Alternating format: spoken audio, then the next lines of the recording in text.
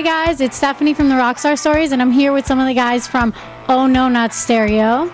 Now, can you guys say your names and what you do for the band? My name's Guy Nielsen. I sing and play guitar. Michael Lee, I play drums. Okay, so start things off.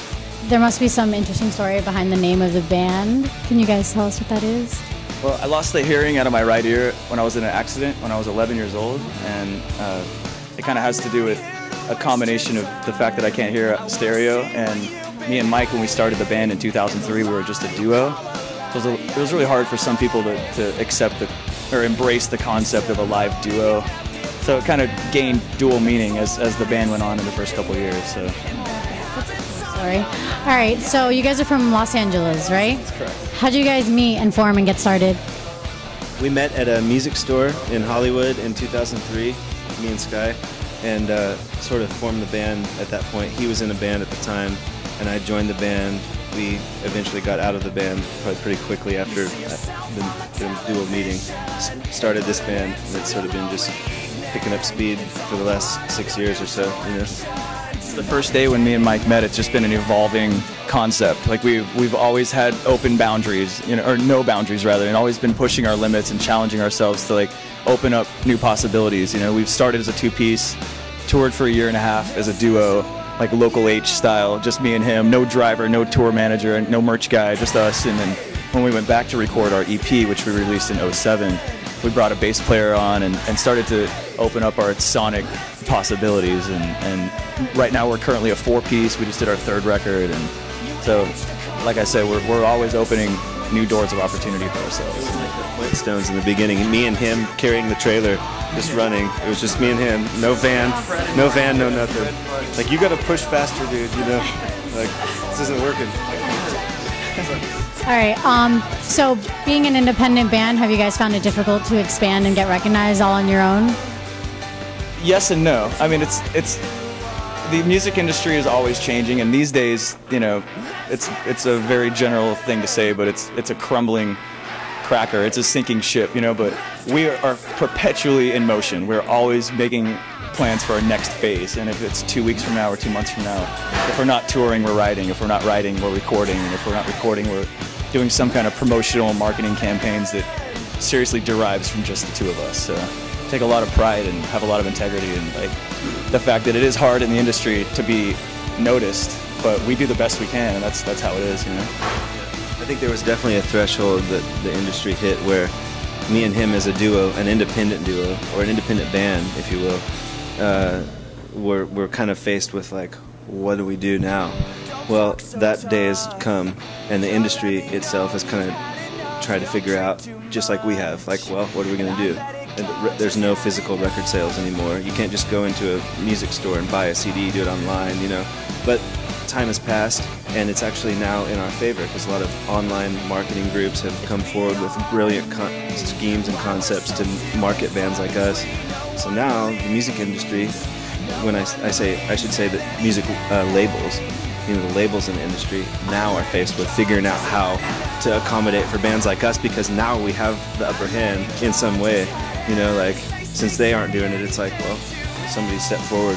Especially just with the simple fact that physical record sales, record stores are closing down, online stores are starting to come up a little bit more, iTunes is starting to kind of dominate, but our approach on that is, well, we own all of our music. We have 3 records up to date that we're passionate about. Obviously, we perpetually touring, and so our angle on it is, while we're on this tour, it's a great tour for us, a good opportunity for us to get exposure. We're giving away all of our music for free on our website. You can download our 3 records. You can see our music video. And we're always telling people about it. Putting the word out, promoting it. Well, that's awesome. So earlier this year, you guys finished a tour in the UK, right? How was that? Amazing. We actually did 2 UK tours. One was this year in January, and then the previous one was in December of '08. So pretty much within the calendar year, we've done 2 international tours. One was actually with Hit the Lights. It was amazing. We love those guys. Had a blast. We were all on the same bus together, and so there's a lot of camaraderie that was established. And then in January, we did a UK tour with All American Rejects. Awesome. These guys we've known for a little while, a few years, and we've had a blast. We love the UK. We'd love to go back. And we will be back, probably, hopefully, within the next calendar year, at least a couple times, you know. I still can't fake an English accent for the life of me, though. And they always get me to try, and I can't do it. I'm not going to do it for you right now. So, your latest album was released in March, right? Okay. What's the response you guys have gotten from your fans about the album? So far, so good. I mean, we've been touring on it. We've been like doing as many promotional marketing strategies and campaigns that we could pull out of our heads, you know. But it's been good. We did a campaign in September where every Monday we did an acoustic version of one of the songs on our record to try to get a little more interest in it and to try to. But so far, every response we've had has been very positive, even if it's constructive criticism.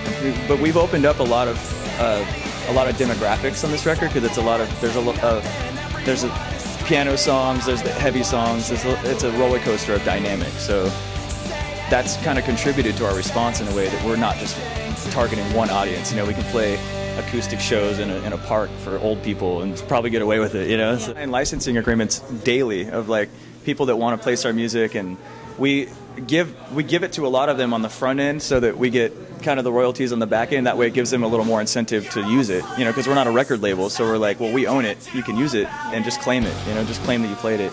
And we take a lot of, like, once again, we take a lot of pride in the fact that our new record is being placed on shows that, you know, we hear about all the time. Hey, I just heard your music online. We're like, that's a pretty big accomplishment for us because we've never been signed to a major record label, and that's what we live for, is those opportunities, you know. What do you think separates your music from everything else heard out there? Well, I think that we're not just musicians, you know. We're businessmen.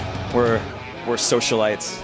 You know, we love to mingle and to meet people and to challenge ourselves with opportunities of you know, opening our fan base, you know. So not only are we on the stage playing the show, but we're at the mall before the show, and we're at the merch table afterwards, and we do this ourselves. We're very, very DIY.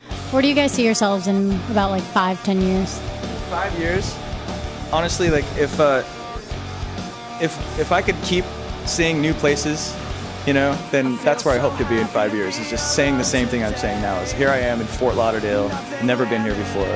I'm so happy to be here. I'm excited and challenged with the opportunity of meeting new people. And so personally, I would love to be standing right next to Mike in 5 years, saying the same thing with 5 years of more experiences under our belt, and, you know, more development as we go on, because we're always developing ourselves. Yeah, I mean, we're stoked. You know, we've been doing this for 6 years now.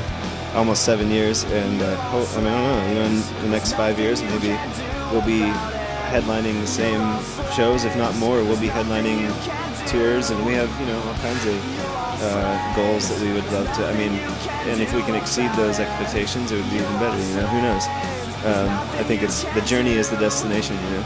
All right, so just to wrap things up, is there any way your fans can contact you, MySpace, Twitter, other things like that? All of the above. Anywhere you find music. Oh No Not Stereo, MySpace, Facebook, Twitter, .com, ohnoNotStereo.com, where, I mean, like I said, you can download our 3 records for free for the rest of this tour on ohnoNotStereo.com. We have a YouTube channel, making new content and making sure that we're in charge of putting it up there and keeping people involved and interested. Hey, I'm Sky Nielsen. I'm Michael Lee. We play in the band Oh No Not Stereo from Los Angeles, California, and watching the Rockstar Stories. Rockstar Stories. Rockstar Stories.